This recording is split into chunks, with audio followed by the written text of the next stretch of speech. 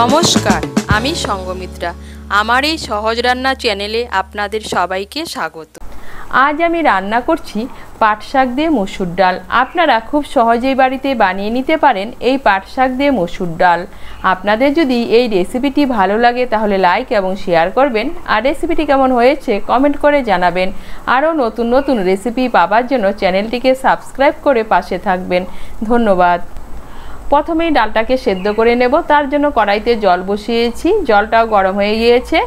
এর মধ্যে দিয়ে দিচ্ছি মসুর ডাল। এখানে আমি হাফ কাপ মসুর ডাল ভালো করে ধুয়ে আধ ঘন্টা আগে ভিজিয়ে রেখেছিলাম। ডালটা ভিজিয়ে রাখলে তাড়াতাড়ি সেদ্ধ হয়। এখন দিয়ে দিচ্ছি ডাল। এখন আমি ডালটাকে সেদ্ধ করে নেব। ডালটা সেদ্ধ হওয়ার সময় ডালের উপরে যে ফেনাটা উঠবে সেই ফেনাটাকে ফেলে দেব। ডালের থেকে যে ফেনাটা উঠেছে সেই ফেনাটা ফেলে দিয়েছি। এখন এর মধ্যে দিয়ে দিচ্ছি স্বাদ মতো নুন। এখন ডালটাকে হাফ সেদ্ধ করে নেব। এই দেখুন ডালটাকে হাফ সেদ্ধ করে নিয়েছি। এখন এর মধ্যে দিয়ে দিচ্ছি পাট শাক। এখানে আমি এক মুঠো পাট শাক নিয়েছি, শাকটাকে ভালো করে ধুয়ে নিয়েছি।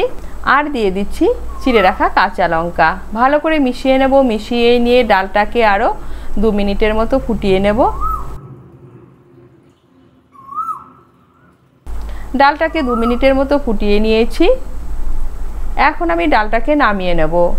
আবার কড়াই বসিয়েছি। কড়াইতে দিয়ে দিচ্ছি সর্ষের তেল। তেলটাও গরম হয়ে গিয়েছে। এর মধ্যে দিয়ে দিচ্ছি ফোড়ন। ফোড়নের জন্য নিয়েছি শুকনো লঙ্কা আর রাঁধুনি।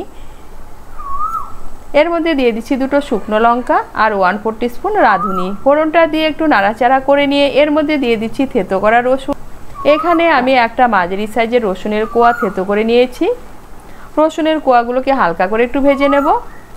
রসুনের কোয়াগুলোকে হালকা করে একটু ভেজে নিয়েছি। এখন এর মধ্যে দিয়ে দিচ্ছি একটা মাঝারি সাইজের পেঁয়াজ কুচি। পেঁয়াজ কুচিটাকে মিশিয়ে নিয়ে একটু নাড়াচাড়া করে নেব। পেঁয়াজ কুচিটাকে মিশিয়ে নিয়ে একটু নাড়াচাড়া করে নিয়েছি। এখন এর মধ্যে দিয়ে দিচ্ছি 1/4 টিস্পুন হলুদ গুঁড়ো। হলুদ গুঁড়োটাকে মিশিয়ে নিয়ে রসুন আর পেঁয়াজ কুচিটাকে লাল করে ভেজে নেব।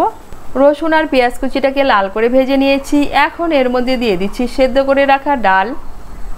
ডালটাকে ভালো করে মিশিয়ে নেব। ডালটাকে ভালো করে মিশিয়ে নিয়েছি। এখন গ্যাসের আঁচটাকে বাড়িয়ে আরও 2 মিনিটের মতো ডালটাকে ফুটিয়ে নেব। এর মধ্যে আমি গরম জল ব্যবহার করছি না। আমি ডাল সেদ্ধ করার সময় প্রথমেই জলটা একটু বেশি দিয়ে দিয়েছিলাম। গ্যাসের আঁচটাকে বাড়িয়ে আরও 2 মিনিটের মতো রান্না করে নিয়েছি। আর এই দেখুন ডালটা একদম গলে যায়নি। ডালটা সেদ্ধ হবে কিন্তু একদম গলে যাবে না। পাট শাক আর ডালটা ভালো করে মিশেও গিয়েছে। আর তৈরি হয়ে গেল পাট শাক দিয়ে মসুর ডাল। আপনারা খুব সহজে বাড়িতে বানিয়ে নিতে পারেন এই পাট শাক দিয়ে মসুর ডাল। আমি ডালটা আপনাদেরকে পরিবেশন করে দেখাচ্ছি। এই দেখুন দেখতে কতটা লোভনীয় হয়েছে, আর খেতেও কিন্তু অসাধারণ হয়েছিল।